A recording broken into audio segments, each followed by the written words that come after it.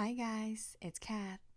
As you may have noticed over the last several years, I really leaned into 3D printing as part of my miniature building process.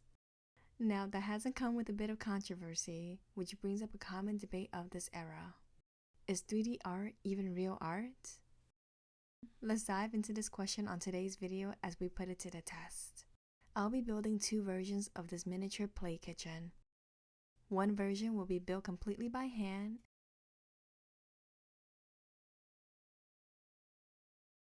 and the other will be digitally modeled and 3D printed. I'll go over the pros and cons of each so we can hopefully end this debate once and for all. Let's first start with the hand-built version. I start by cutting a thin piece of craft wood to get a rectangle. I use a sharp utility knife to cut the wood by scoring it on both sides and then snapping the wood. If you don't have thin craft wood, you can also use these giant popsicle sticks that are about 1¼ inches wide. They're super versatile and easy to cut with miter shears or a utility knife. I use one of these to cut another rectangle with a slightly curved top. With anything that has curves, I first mark the area that I need to cut with a pencil, then slowly cut off the excess wood with a utility knife. It's extremely important to be careful doing this so the knife doesn't slip and you don't potentially get injured. I'll also be using standard popsicle sticks for this project, and these are also super easy to cut with miter shears. For the glue, I'm using Eileen's tacky glue, but regular wood glue will work just as well. Here are all the pieces that I need to make this play kitchen base. Don't worry about the measurements, I'll provide all the details at the end of the video. As you can imagine, it's crucial to plan out the project and get correct measurements so you don't waste time or materials cutting and recutting pieces of wood. Making the sink was pretty challenging since I should have cut the hole prior to assembly. This mistake took way more time than if I did it correctly from the start. Another reason why proper planning would have been super helpful. Already, you can see that I'm using very basic materials, so there's not a big barrier for entry into hand building miniature pieces. All you need is a few simple tools like a utility knife and a ruler, and some materials to work with like craft wood and glue. Of course, you'll naturally expand your tool collection as you advance in your maker skills. When I first started building miniatures, I didn't even use wood. My entry into this world was building dollhouses from cardboard. So the only true limiting factor is your creative energy. With that being said, it also helps to have a pretty steady hand to cut, glue, and paint on this tiny scale. You'll also need a space that's free of pets and little kids because these sharp tools can be extremely dangerous. I like to lock up all my tools when they're not in use. It is extremely satisfying and fulfilling to create something with my own hand and see it come to life. Just like how it's often more satisfying to read a paper book instead of on a Kindle, sometimes I enjoy painting on a canvas instead of on my iPad, and I often enjoy carving things out of wood when I have the free time.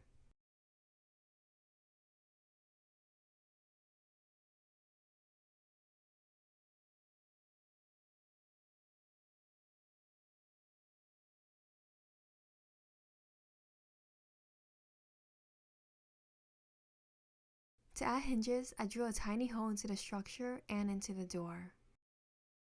Then use a thin piece of wire to connect them together.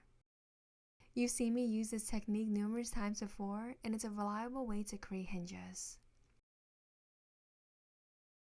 Handcrafting does take longer to do, so it's more suited to those with more time to dedicate to it. In fact, the reason I shifted more into 3D modeling was due to starting a family and having less free time and space that I could dedicate to building just miniatures. Hand building taught me so much of what I know. It also ingrained in me a deep love of miniatures and an appreciation for the craftsmanship that goes into handmade pieces. There's something truly magical about things that are made of raw materials.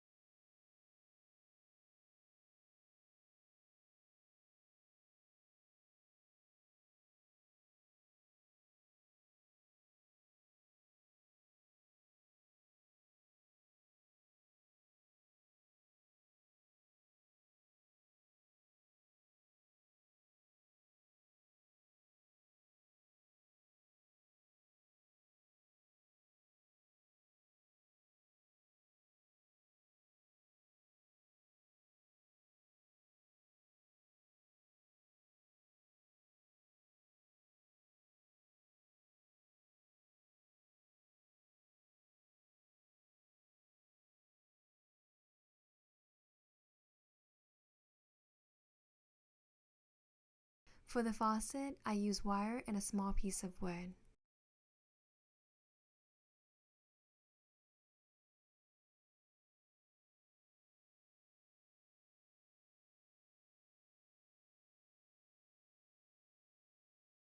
Then some gold paint to tie it all together.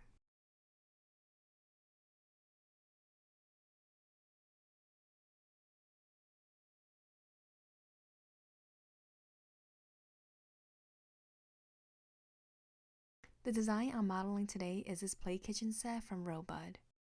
My son got this over the holidays and I just love this design so much. It was super easy to assemble that I was able to finish it in under an hour. It's simple, functional, and looks amazing. I love that the doors can open and store goodies inside the cabinets. It's also made of real wood, so maybe that'll help us answer today's question.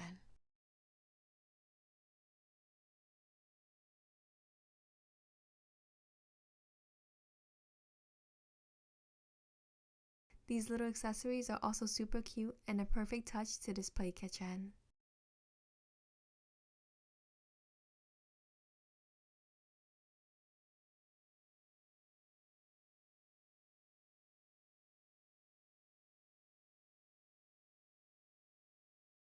Now let me show you the 3D modeled version. I designed this in TinkerCAD, which is a free software that's meant to teach kids and beginners how to model. It's very simple to use and you can start playing around with it today even if you don't have a 3D printer. To make this model, I'm just combining a bunch of rectangles to form our final shape. It does take time to get used to the tools, but once you get the hang of it, modeling is like second nature.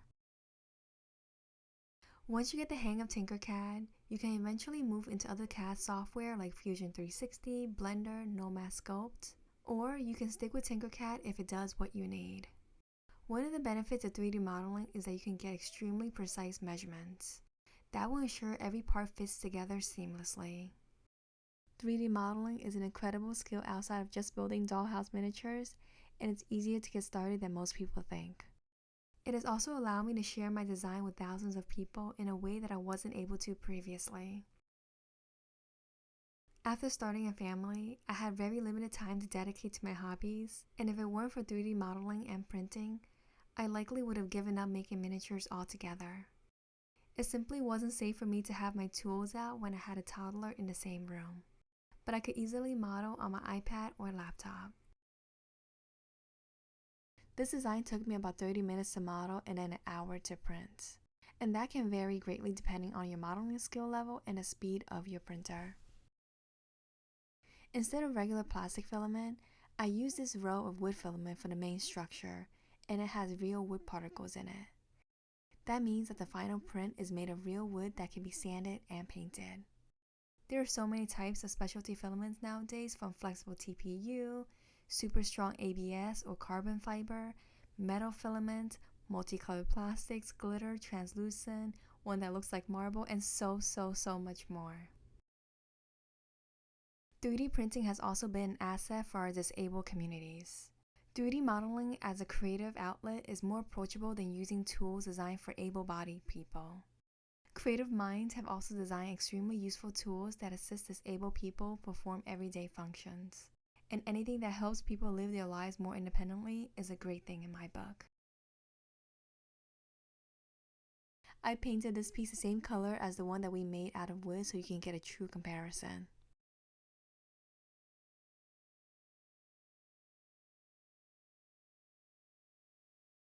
The doors on this model simply snaps into place, so there's no need to worry about wires and drilling holes. So what does this mean for a creator? As a creator, the barrier to entry is bigger with 3D modeling than with hand building.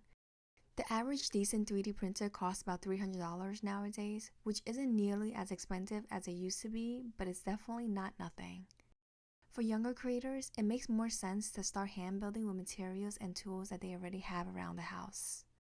Starting this way can also give you a deeper appreciation for the craft, which can happen more easily through working with your hands and touching the materials. When you start this way, you'll also easily be able to translate those same skills to building larger items. For example, assembling this real-life play kitchen was a piece of cake compared to building the miniature wooden one. This was super easy since it came with instructions, but I've also done a lot of DIY home projects simply using the skills that I've learned from building miniatures with wood. That includes cutting, sanding, painting, assembling, all of it.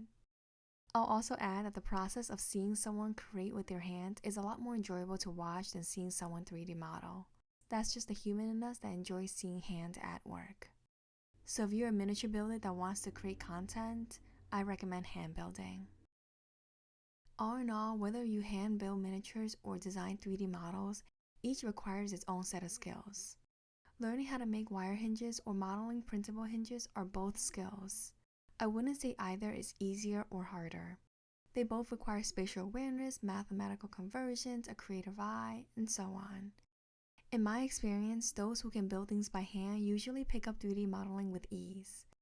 Along that same vein, those who 3D model usually have a creative background and already enjoy creating and building things. Now let's talk collectors. Unique handmade items are not as accessible to most buyers, and that's both a pro and a con. If you're a collector, getting a one-of-a-kind handmade item that no one else has is amazing. You'll know that someone used their passion and poured their time and energy handcrafting something beautiful that's worth the higher price tag. However, if you're the average dollhouse collector, spending hundreds or thousands of dollars furnishing a dollhouse might not sound like the best use of your money. The amount you're willing to spend will depend on how much you value your dollhouse collection.